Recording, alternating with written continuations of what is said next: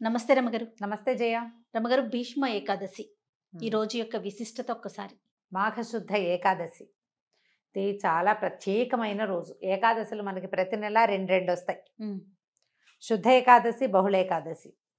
2 ఏకాదశులు సాధారణంగా ఏకాదశి నియమం అంటే ఉపవాసం ఉండటం, ఉపవసించటం, ఆహారం తీసుకోరు, బియ్యం తినకూడదని ఉంటుంది. మురాసురుడు అనే రాక్షసుడు ఈవేళ బియ్యంలో ప్రవేశిస్తాడని, ధాన్యం స్వీకరించకూడదని, అన్నానికి భిన్నం ఏదైనా రైస్ కాకుండా ఉచిత IVF IUI కన్సల్టేషన్, ఉచిత అల్ట్రాసౌండ్ స్కాన్. 49 అంటే సంతానం, 49 అంటే సంతోషం. ఉపవాసం చేసి విష్ణునామ సంకీర్తనతోటి రాత్రి జాగరణ చేసి ద్వాదశి నాడు పొద్దున్నే పారణ చేస్తే ఏకాదశి నియమం ఫలిస్తుందని చెప్తాం. విష్ణువుకి అత్యంత ప్రీతికరమైన రోజు.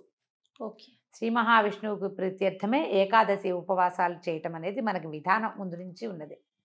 ఒక్కొక్క ఏకాదశికి ఒక్కొక్క ప్రత్యేకత ఉంది. ఇప్పుడు మాఘమాసంలో వచ్చేటువంటి ఈ శుద్ధ ఏకాదశి మహాపర్వదినం అని చెప్తారు.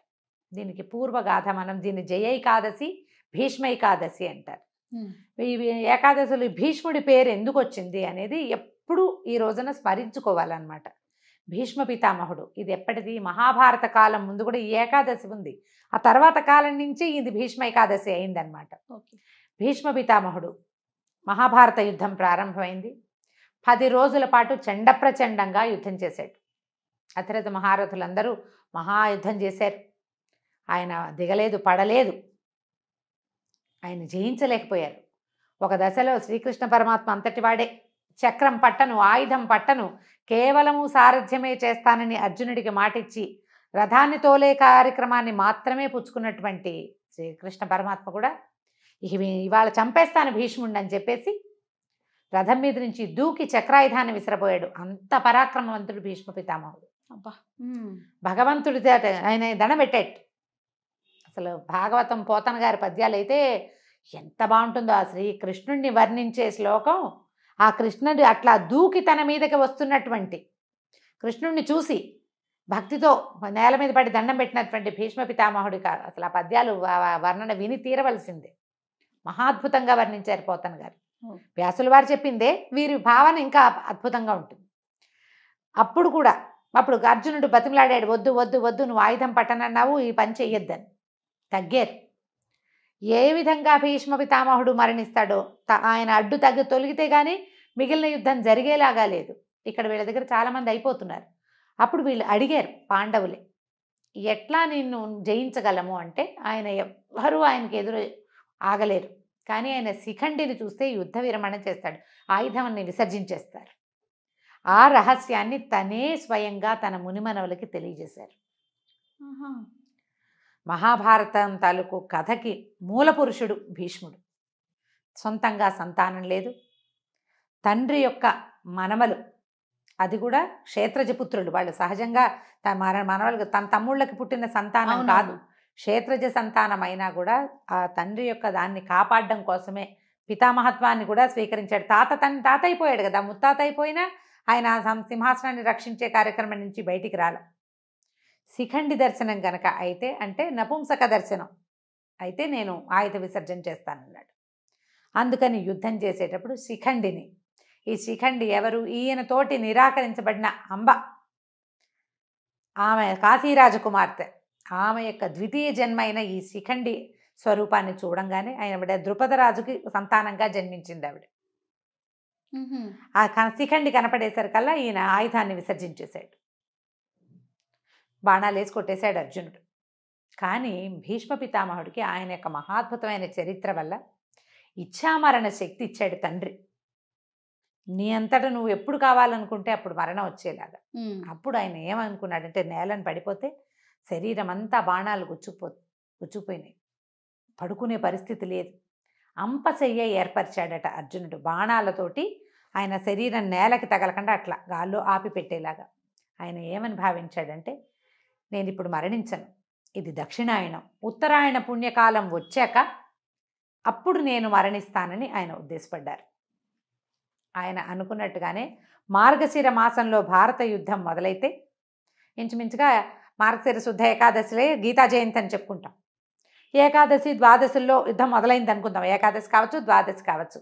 కాస్త ఒకరోజు అటు ఇటుగా కొన్ని పాఠభేదాలు ఉన్నప్పటికీ మార్గశిర మాసంలో 10-11 రోజులు 12 రోజుల్లో 11-12 రోజులు అంటే అక్కడి నుంచి 10 రోజుల తర్వాత 10వ నాటి యుద్ధంలో పడిపోయారు భీష్మ పితామహులు. అంటే ఆ ఒక 5 రోజులు ఏకాదశి నుంచి ఏకాదశి అనుకుందాం పోనీ, ఏకాదశి, ద్వాదశి, త్రయోదశి, చతుర్దశి, పౌర్ణమి అవో 5 రోజులు. మళ్ళా పాడ్యమి, విధియ, తదియ, చవితి, పంచమి, సప్తమి, షష్ఠి రోజుల్లో వీరు భూపతనం చెందారు, పడిపోయారు. అప్పుడు అంపశయ్య మీద చేరితే మార్గశిర నుంచి మధ్యలో పుష్యమాసం పోయి మాఘమాసం వచ్చేదాకా యుద్ధం పరిసమాప్తి అయిపోయింది, దుర్యోధనుడు మరణించాడు, ఇవన్నీ జరిగిపోయి వీళ్ళు పట్టాభిషేకం జరిగే సమయమో జరుగుతోందో అప్పుడు ఈ వీరు మరణించారు. అప్పటి వరకు ఆయన శయ్య మీద అట్లా ఉన్నారు. ఉత్తరాయణం కోసం సూర్యుడు ఉత్తర దిశ వైపుకి తిరిగే సమయం వరకు వేచి ఉండి ఆయన పూర్తిగా తిరిగాక ఉత్తర దిక్కుకి వాలిన తర్వాత అప్పుడు ఆయన అప్పుడు మరణిస్తే ఊర్ధ్వగతులు, ఉత్తమ గతులు లభిస్తాయి, ఈ జన్మానికి సాఫల్యం లభిస్తుందని ఆయన అట్లా ఉండిపోయారు. ఈ దశలోనే విష్ణు సహస్రనామాలు చెప్పారు. ఆహా, విష్ణు సహస్రనామాలు భీష్మ ఉవాచ అని ఉంటుంది. అవునవును, అవును. భీష్మ పితామహులు చెప్పింది. మా ధర్మరాజు తరచుగా ఆయన్ని సందర్శించి ఎన్నో ధర్మ సూక్ష్మాలు తెలుసుకున్నాడు ఆయన దగ్గర నుంచి. అయితే ఈ సప్తమి నాడు, రథసప్తమి నాడు మన సూర్యభగవానుడు ఉత్తర దిక్కుకు తిరిగిపోతాడు పూర్తిగా. అవును. కొన్ని ఈ వేల సంవత్సరాల క్రితం ఈ సంక్రమణాలు అవన్నీ కూడా కొంచెం అటు ఇటుగా జరిగేవని, ఈ సప్తమికి దగ్గరలోనే సంక్రమణం జరిగి ఉండొచ్చని కూడా ఒక పాఠం ఉంది. దాని మీద అంత గొప్ప వివరణ నాకు పెద్దగా అవగాహన లేదు, అక్కడక్కడ పెద్దవారి దగ్గర వినటమే. అష్టమి నాడు నుంచి ప్రాణం మొదలుపెట్టారని, ఏకాదశి దాకా అంటే ఈ ప్రాణాలు పంచప్రాణాలు ఒక్కొక్కటి వెళ్ళినాయని, అష్టమి, నవమి, దశమి, ఏకాదశి నాడు పూర్తిగా ప్రాణ విసర్జన చేశారని, ప్రాణాలు వదిలిపెట్టారు. ఏమనాలంటే ప్రాణోత్కర్షణ అలాంటి పదం ఒకటి వాడతారు. పూర్తిగా తన జీవాన్ని వదిలిపెట్టారని చెప్తారు. ఓకే. అష్టమి నుంచి ఏకాదశి దాకా ఈ దశ నడిచింది అని చెప్పే పాఠము ఉంది. మరి సప్తమి నాడే సూర్యుడు ఉత్తరం వైపుకి తిరిగిపోతే ఈయన ఏకాదశి దాకా ఎలా జీవించి ఉన్నారు? సూర్యుడిని చూడగానే వెళ్ళిపోవాలి కదా. అదే ఇక్కడి నుంచి మొదలుపెట్టి అలా జరిగిందని ఒక పాఠం.